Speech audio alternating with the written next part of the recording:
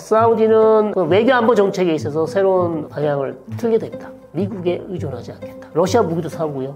중국 무기도 사고요. 사우디가 자주 국방을 원하고 있어요. 한국에 있는 국방과학개발연구소인가요? 이런 것을 세우길 원하고 있습니다. 사우디가 우리를 상당히 부러워하고 있습니다. 한국 무기 어떻게 이렇게 잘 만드냐? 어디서 이렇게 좋은 기술을 개발하고 있냐? 그 기구가 뭐냐?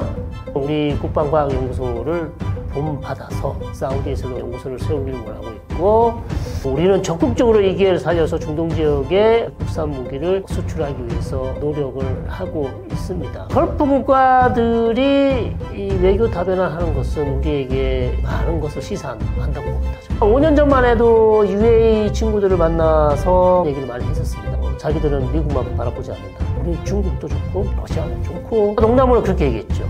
그러다가 미국 눈에 난다. 너네 미국 눈치 봐야 되는 거 아니냐? 우리는 그런 거 없다. 그렇게 얘기를 하면서 오히려 역으로 충고를 했어요. 니네도 그런 식으로 살지 마. 너무 한쪽에 몰빵하지 마라. 다른 것도 좀 보고 주변도 보고 다른 대안을 만들어야 된다. 지금 급변하고 있는 중동 내의 걸프 국가들의 외교 정책이에요. 사우디아라비아와 미국 관계가 변화하는 이유는 무엇인가요? 사우디아라비아 미국 관계, 트럼프 1기는 어땠고 트럼프 2기는 어떻게 될 것인가 궁금하죠. 아직 지금 얘기하는 게 없어요. 왜냐하면 너무나 많은 이슈가 있기 때문에 트럼프 대통령이 지금 걸프 국가에 발언이 거의 없습니다. 그러나 이제 예측을 해볼 수는 있는 거죠. 1기에서는 역시 거래주의. 무슨 말씀이냐면 사우디가 미국이 물건 많이 사주고 무기 많이 사주면 얼마든지 우리 미국이 사우디를 도와줄 수 있다. 특히 뭐 안보 측면에서 이게 사실 전통적인 미국과 걸프 국가 간의 관계였습니다. 왜냐하면 셰일가스가 나기 전까지 미국 역시 걸프 국가에 안정적인 원유 공급이 있어야 경제를 돌릴 수 있었고, 미국뿐만 아니라 미국의 우방국뿐만 아니라 전 세계가 사실 걸프 국가의 안정적인 원유 공급이 없으면 경제를 돌릴 수가 없죠. 자, 그렇기 때문에 20세기 초부터 사우디아라비아와 미국과의 관계는 미국은 사우디의 안보를 책임지고 사우디는 미국의 원유를 책임진다.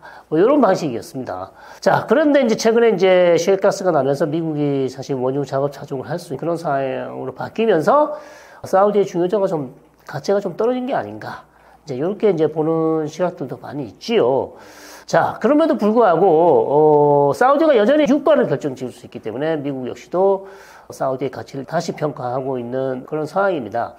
트럼프 1기에서는 괜찮았으나 가장 트럼프 1기에서 사우디와 미국 관계에 골이 깊어진 것은요, 2019년 이란과 예멘에 있는 후티의 드론이 사우디의 아람코 시설을 공격했을 때 공격을 받아서 생산량이 반토막 났을 때 미국이 아무것도 하지 않았다는 거죠. 자, 이것은 어마어마한 충격이었어요. 사우디뿐만 아니라 모든 걸프 국가, 즉 안보를 미국에 의존하고 있던 걸프 국가로서는 실제로 공격을 받았는데 미국이 안보를 지켜준다고 철떡같이 믿고 있었는데 미국은 이란과의 전면전을 우려하면서 별다른 행동을 하지 않았다. 특히 트럼프가. 자, 그렇게 했었단 말이죠.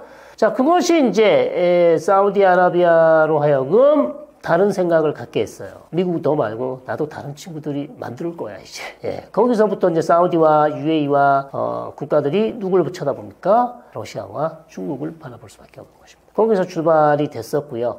그래서 트럼프 2기 역시 트럼프는 계속해서 MBS를 칭찬하고, MBS가 또 이미 미국에다가 6천억 달러를 투자를 하겠다고 그랬습니다. 어마어마한 돈을 투자를 하겠다고 그랬고요.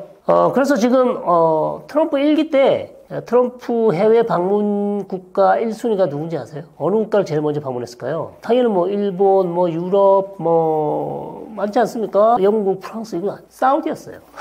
사우디를 제일 먼저 방문했었습니다. 이번에도 지금 사우디는 그러길 바라고 있어요. 그런 측면에서 아주 선제적으로 미국에 엄청난 투자를 하겠다. 4년 동안 6천억 달러 투자도 하고 물건도 사고 무기도 사고 다 하겠다고 지금 트럼프의 비위를 지금 어마어마하게 맞춰주고 있어요. 어쨌든 양측이 다 필요한 상황이라서 서로가 서로를 아주 좋은 얘기만 하고 있습니다. 그러나 문제는 이제 트럼프의 유가 정책은 저유가 정책입니다. 그 저유가 정책을 가장 큰 이유는 트럼프가 처음부터 뭐라고 그랬습니까? 우리 국내 기업사 아메리카 퍼스트라고 했습니다. 미국 내 셰일가스 기업이 돈을 벌게 하기 위해서는 계속해서 드릴 베이비 드릴이라고 해서 계속해서 원유 생산을 하겠다는 겁니다. 자, 그렇게 해서 최대 생산을 해서 일자리를 더 늘리겠다. 그렇게 얘기를 해왔고요.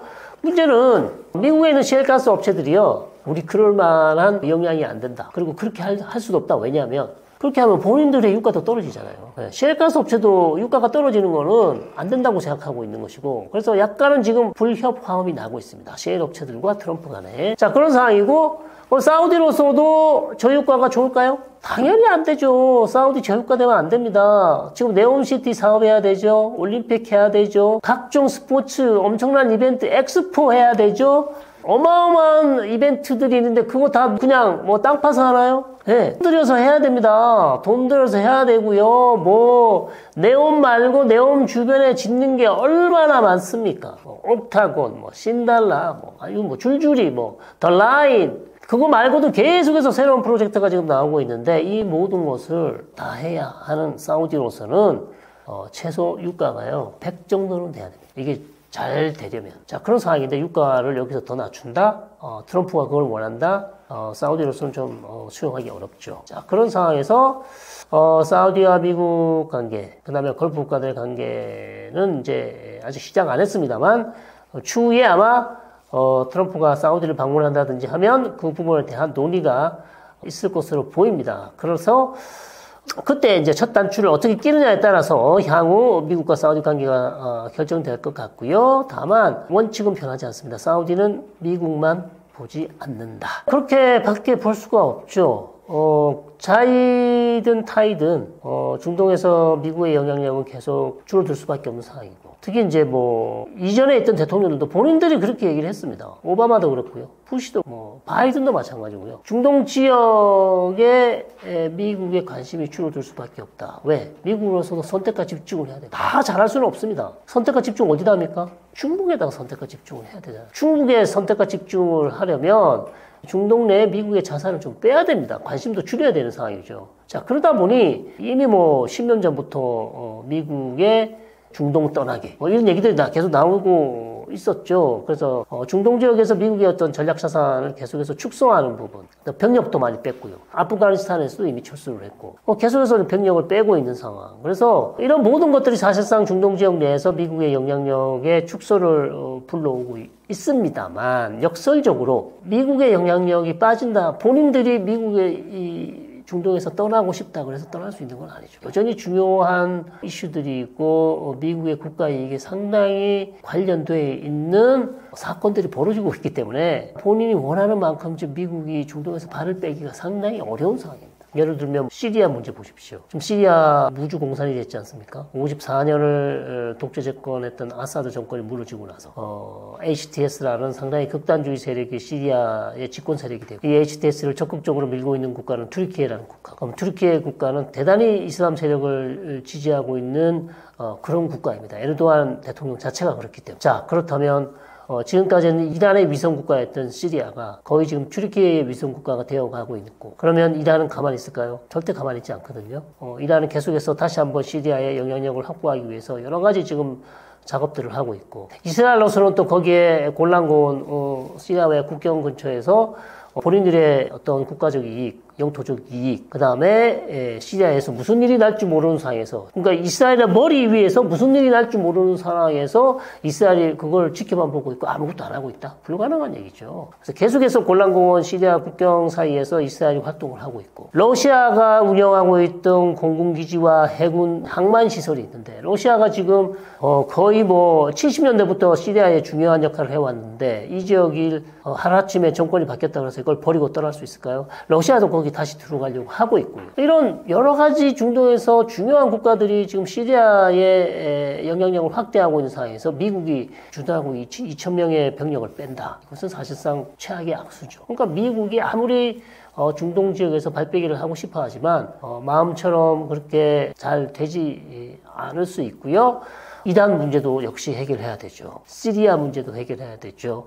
그 다음에 이라크 문제도 여전히 아직 남아있는 상황에서 저는 미국이 여전히 중동 지역에서 중요한 역할을 해야 할 필요가 있다고 봅니다. 그래야 강대국들이 중동 지역에 좀 남아있어야 그나마 영내 어떤 불안정성이 조금 줄어들고 영내 다양한 세력들 간의 충돌이 줄어들 수 있지. 강대국적 러시아나 미국이 여기서 발을 뺀다면 정말 최악의 상황으로 갈 수도 있다. 그렇게 보는 것이죠. 걸프 국가들이 중국 및 러시아와 협력하는 이유는 무엇인가요? 걸프 국가들이 결국 제가 2019년 트럼프 대통령이 사우디 아람코 가장 중요한 정유시설을 공격받았음에도 불구하고 별다른 조치를 취하지 않았고 그렇다면 사우디는 새로운 미국을 대체할 수 있는 사우디 안보를 좀 보조해 줄 수 있는 그런 국가, 쉽게 말해서 무기를 좀 사올 수 있는 국가, 러시아와 중국밖에 없거든요. 물론 다른 국가도 있습니다만 우리나라도 있지만 어쨌든 그 이후로부터 사우디는 그 외교 안보 정책에 있어서 새로운 방향을 틀게 됩니다. 쉽게 말해서 외교 안보 다각화, 더 이상 100% 미국에 의존하지 않겠다. 그래서 러시아 무기도 사오고요, 중국 무기도 사오고요. 더 중요한 것은 사우디가 자주 국방을 원하고 있어요. 그래서 우리 한국에 있는 국방과학개발연구소인가요? 하여튼 뭐 있지 않습니까? 이런 것을 세우길 원하고 있습니다. 우리에게는 엄청난 기회죠. 왜? 그래서 사우디가 우리를 상당히 부러워하고 있습니다. 한국 무기 어떻게 이렇게 잘 만드냐? 어디서 이렇게 좋은 기술을 개발하고 있냐? 그 기구가 뭐냐? 그래서 우리 국방과학연구소를 본받아서 사우디에서도 그런 연구소를 세우길 원하고 있고 노력하고 있고 우리는 적극적으로 이 기회를 살려서 중동 지역에 우리 국산 무기를 수출하기 위해서 노력을 하고 있습니다. 그래서 걸프 국가들이 이 외교 다변화하는 것은 우리에게 많은 것을 시사한다고 봅니다. 저는. 네. 그래서 제가 5년 전만 해도 UAE 친구들을 만나서 그런 얘기를 많이 했었습니다. 자기들은 미국만 바라보지 않는다. 우리는 중국도 좋고 뭐 우리 도와줄 수 있는 나라면 상관없다. 러시아도 좋고. 그래서 우리가 농담으로 그렇게 얘기했죠. 미국한테 그러다가 미국 눈에 난다. 너네 미국 눈치 봐야 되는 거 아니냐? 그런 거 없다. 우리는 그런 거 없다. 그렇게 얘기를 하면서 우리한테 오히려 역으로 충고를 했어요. 니네도 그런 식으로 살지 마. 니네도 너무 한쪽에 몰빵하지 마라. 니네들. 다른 것도 좀 보고, 주변도 보고, 다른 대안을 만들어야 된다. 그게 지금 급변하고 있는 중동 내의 걸프 국가들의 외교 정책이에요. 그래서 물론 우리는 미국이 기본이죠. 미국을 베이스로 깔고 그 다음에 주변에 있는 국가들도 잘 지낼 필요가 있다는 겁니다. 미국의 중동 영향력이 약화되면 세계 경제에 어떤 영향을 줄까요? 안 좋다고 봅니다. 오히려 미국의 개입 자체가 문제인 것이 아니냐. 미국의 개입 자체가 중동에 문제를 일으킨다라고 그렇게 주장하시는 분도 있을 것 같아요. 어쨌든 그러나 저는 좀 반대로 봅니다. 미국이 중동 지역에서 계속해서 좀 영향력을 가지고 있어야 세계 경제뿐만 아니라요. 국제 안보에도 도움이 된다. 그렇게 봅니다. 왜냐하면 예를 한 가지 들죠. 작년에 이스라엘과 이란 간에 두 차례 어마무시한 그 본토 공격이 있었을 때 과연 미국이 이스라엘을 자제시키고 달래지 않고 그 다음에 과연 미국이 이란 러시아를 통해서든지 누구를 통해서든지 이란을 달래지 않았다면 적당히 해라. 이 정도 선에서 끝내라. 그리고 이스라엘이 두 번째 공격할 때 10월 달쯤 돼서 이스라엘이 이란의 본토를 공격할 때 이스라엘이 뭐라 그랬습니까? 정유시설하고 핵시설을 때릴 수 있다. 그렇게 얘기했거든요. 근데 거의 주견하지 않았어요. 그냥 군사시설만 때렸습니다. 그럼 왜 그랬을까요? 미국의 설득이 저는 통했다고 봅니다. 자, 그런 상황에서 만약 미국의 어떤 이스라엘에 대한 미국의 지렛대가 없었고 바이든 대통령의 그런 아주 적극적인 외교적 노력이 없었다면 그래서 나타냐후가 이란의 핵시설을 때렸다거나 이란의 가장 중요한 수입원인 정유시설을 때렸다면 이란은 어떻게 했을까요? 파국이 났을 수도 있어요. 이란은 이미 그때 얘기했습니다. 우리가 만약에 그 시설을 공격받으면 사우디 UAE 정유시설 남아나지 않는다. 저는 이게 가장 좋은 예라고 생각합니다. 미국의 외교력, 미국이 쓸 수 있는 지렛대를 이용해서 중동 지역이 파국으로 갈 수 있는 것을 사실상 바이든 대통령이 어느 정도 막았다. 100% 바이든의 노력으로 막았다고 할 수는 없겠습니다만 80% 정도는 바이든이 막은 것이다. 저는 그렇게 보고 있기 때문에 여전히 중동 지역 내에서 지금 중동 지역이요 지금 급변하고 있어요. 너무나 빠르게 변하고 있고 너무나 20세기와는 완전 다른 중동이 되어가고 있단 말이죠. 그리고 예측 불가한 상황으로 가고 있습니다. 왜냐면 한 번도 가보지 않은 길을 가고 있어요. 물론 우리의 인생도 한 번도 안 가본 길이죠. 모든 인생에 다 한 번도 안 가봤어요. 누가 알겠습니까, 미래를. 그러나 중동 역시도 지금 한 번도 예상치 못한 일들이 작년에 너무 많이 일어났기 때문에 올해에도 우리가 추면 안 된다는 거죠. 그런 측면에서도 미국이 좀 지역에 좀 남아서 긍정적인 영향력을 행사하면서 영내 갈등 요소를 줄여주고 중재 역할을, 좀 중립적인 중재 역할을 해주는 그런 역할을 해줬으면 좋겠다. 물론 트럼프 상황에서 그게 가능할지는 좀 모르겠습니다만 그런 역할을 해줬으면 좋겠다는 거죠. 걸프 국가들은 독립적인 외교 노선을 추구할 수 있을까요?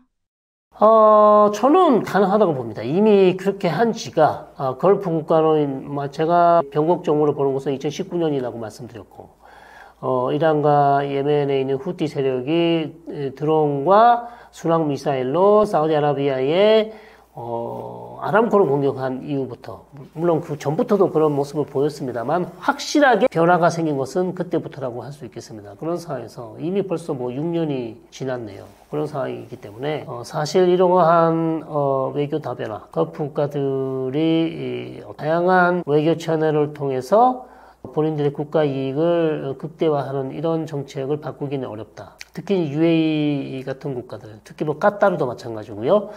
이런 국가들이 영토나 국가의 크기는 작지만 어마어마한 그 오일 머니, 그 다음에 가스 머니로 외교 정책을 주무르고 있고, 그 다음에 미국 외의 다양한 국가들과 협력과 그 다음에 인센티브를 통해서 자기 편으로 만들어서 외교적 지렛대를 만들고 있습니다. 카타르 보십시오. 사실 가스와 원유 빼고는 별게 없습니다. 인구도 얼마 안 되죠. 자, 그런 나라가 중동 지역의 이슬람 세력을 계속 지지하면서 하마스 지지하고요. 그 다음 무슬림 형제단 지지하고요. 그래서 하마스와 대화하려면 사실 카타르와 대화를 해야 되는 유일한 채널이라는 거죠. 본인만이 할 수 있는 것을 만들어냈어요. 아프가니스탄 대화할 때 누구 썼습니까? 카타르밖에 없었어요. 자, 그런 방식으로 본인들의 가치를 높이고 있습니다. UAE도 마찬가지예요. UAE도 대단히 실리 노선을 펴면서 본인들의 가치를 높이고 있고 미국으로부터 상당한 어떤 그 인정을 받으면서 걸프 국가 외교에서 중요한 자리를 차지하고 있지 않습니까? 사우디와 함께, 오히려 사우디와 지금 경쟁을 하고 있는 국가가 바로 UAE라고 할 수 있거든요. 자, 그런 측면에서 사우디와 UAE, 카타르 같은 국가들이 하루아침에 이런 독립적인 외교 노선을 바꿀 가능성은 거의 없어 보인다. 그래서 계속해서 그것이 가속화될 가능성이 오히려 더 높다. 저는 그렇게 보고 있습니다. 미국은 걸프 국가들과 관계를 회복하기 위해 어떤 노력을 해야 할까요? 여러 가지 이슈가 있습니다만 특별한 문제는 없어 보입니다. 특별히 긴급히 풀어야 될 문제는 없어 보이는데 가장 중요한 이슈는 역시 이란이죠. 걸프 국가들 가장 두려워하는 국가 중에 하나가 바로 이란이거든요. 이란의 압도적인 군사력, 재래식 군사력. 이미 재래식 군사력만으로도 UAE와 사우디를 압도할 수 있고, 인구가 또 얼마나 많습니까? 7천만, 8천만 되죠? 압도적인 미사일 기술, 드론 기술, 이런 것들은 사우디와 UAE에게 상당한 위험이 되는 것이고, 그렇기 때문에 이란 문제를 잘 해결해야 되는 것은 이런 국가들의 숙명이라고 최대의 목표라고 할 수 있겠습니다. 그래서 지금 최근에 사우디가 미국과 이란의 핵협상을 본인들이 중재를 해보겠다, 직접 발벗고 나서고 있는 그런 상황입니다. 그래서 걸프 국가들은 일단 가장 시급한 문제는 이란 핵문 잘 해결이 돼야 최악의 경우 이란이 본인들의 정유시설을 공격하지 않을 것이기 때문에 그 문제가 해결되는 게 가장 중요합니다. 그러기 위해서는 이란하고도 좋은 관계를 지금 유지하고 있고, 그다음 미국을 계속 설득해서 무력, 즉 군사적 수단보다는 협상을 통해서 이란 핵 문제를 해결해야 된다는 그런 목소리를 높이겠죠. 왜냐하면 본인의 생존이 달려 있습니다. 걸프 국가의 생존이 달려 있어요. 이란 핵협상 문제는. 자, 그런 상황이고요. 두 번째 이슈는 사우디와 이스라엘과의 관계 정상화가 여전히 아직 중요한 이슈로 남아 있습니다. 결국 2023년 하마스가 이스라엘을 공격하기 전까지 사우디와 이스라엘은 거의 관계 정상화에 다 왔다고 했습니다. 그러나 전쟁이 나고 나서 이것이 이제 물 건너갔고요. 그러나 또 트럼프 대통령이 본인이 사우디와 이스라엘과의 관계 정상화를 지금 추진을 하려고 하고 있습니다. 왜냐하면 트럼프 1기 때 2020년에 이스라엘과 UAE 간의 관계 정상화가 이루어지지 않았습니까? 아브라함 협정이라고 부르죠.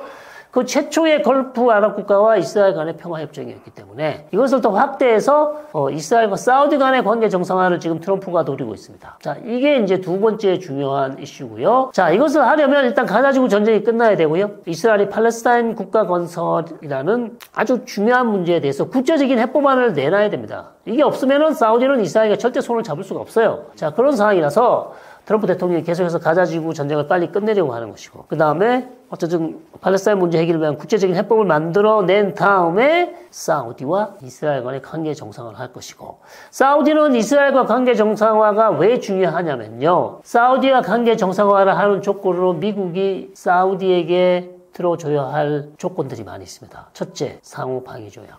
사우디와 미국 간의 상호 방위 조약. 그러니까 이전과는 다르게 확실하게 미국이 사우디의 안보를 지켜줄 수 있는 그런 어떤 공식적인 서명이나 합의를 바라고 있습니다. 그 다음에 사우디의 민수용 핵개발, 이런 것까지 지금 사우디가 원하고 있어요. 그래서 사우디로서는요, 이스라엘이 중요한 게 아니라 관계 정상화를 통해서 미국으로부터 얻는 게 더 중요해요. 훨씬 중요합니다. 네, 그래서 이런 것들을 얻기 위해서 사우디도 포기하지 않을 것이다. 관계 정상화를. 다만 이스라엘이 거기에 호응해서 얼마만큼 양보를 하고 팔레스타인의 미래를, 팔레스타인 국가를 세워주기 위한 구체적인 로드맵이나 해법안을 내놓을 수 있을까? 거기에 이스라엘과 사우디의 관계 정상화가 달려있다. 그래서 이런 것들이 잘 해결된다면 미국하고 사우디 관계도 좋아질 것이고요. 그리고 그렇게 되면 UAE와 미국 관계도 당연히 좋아질 수밖에 없죠. 왜냐하면 UAE 역시도 이란을 두려워하고 있기 때문에 이란 핵 문제가 잘 해결된다면